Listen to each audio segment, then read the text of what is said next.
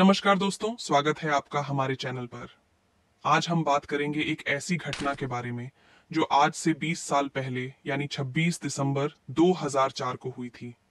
यह घटना थी एक भयंकर सुनामी जिसने भारत, श्रीलंका, थाईलैंड, इंडोनेशिया और कई अन्य देशों में भारी तबाही मचाई। आइए जानते हैं 20 साल पहले हुई इस भयंकर आपदा के बारे में।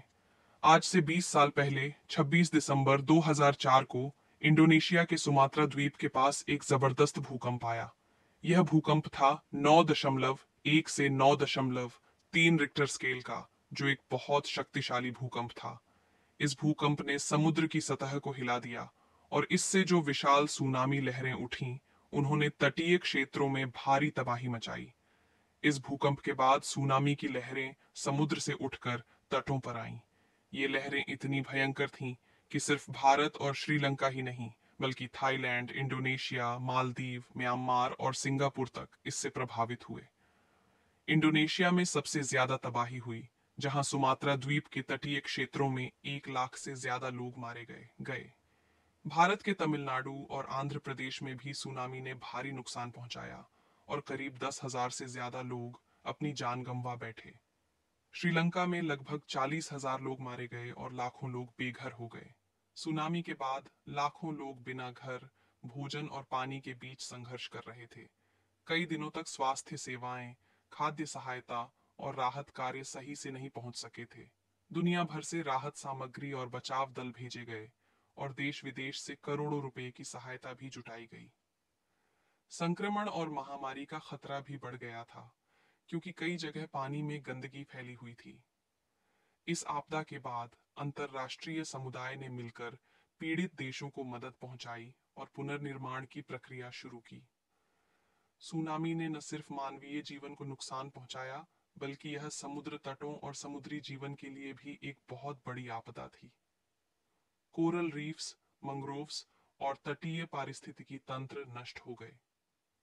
मछली पालन और अन्य जलजीवों के लिए भी यह एक बड़ा संकट बन गया और कई वर्षों तक समुद्र के किनारे बसे समुदायों को इस नुकसान का सामना करना पड़ा।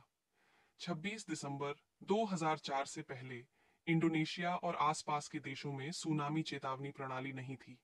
यही कारण था कि लाखों लोग बिना किसी चेतावनी के सुनामी की चपेट में आ गए। इस त्रासदी के बाद दुनिया भर में सुनामी से बचाव और चेतावनी प्रणाली के बारे में जागरूकता बढ़ी। 2005 में भारतीय महासागर क्षेत्र के लिए Indian ocean tsunami warning system (IOTWS) स्थापित किया गया, जिससे भविष्य में ऐसी घटनाओं से पहले लोगों को अलर्ट किया जा सके। 2004 की इस त्रासदी से हमें बहुत कुछ सीखने को मिला। हमें यह समझ में आया कि प्राकृतिक आपदाओं के लिए हमें पहले से तैयार रहना चाहिए।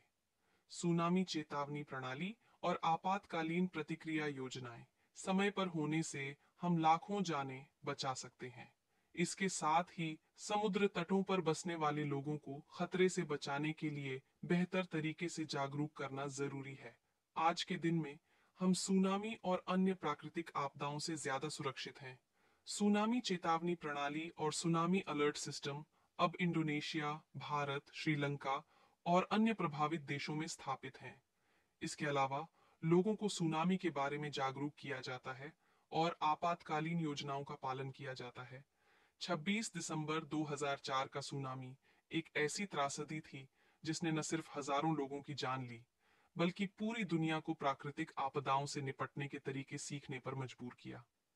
आज 20 साल बाद हम यह उम्मीद करते हैं कि ऐसी घटनाएं भविष्य में कम होंगी, लेकिन यह हम सभी की जिम्मेदारी है कि हम इस बारे में जागरूक रहें और सही समय पर सही कदम उठाएं।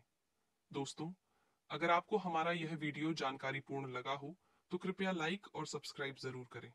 इसके अलावा अगर आपके पास इस आपदा से जुड़ी कोई यादें या विचार हैं तो कृपया कमेंट सेक्शन में शेयर करें।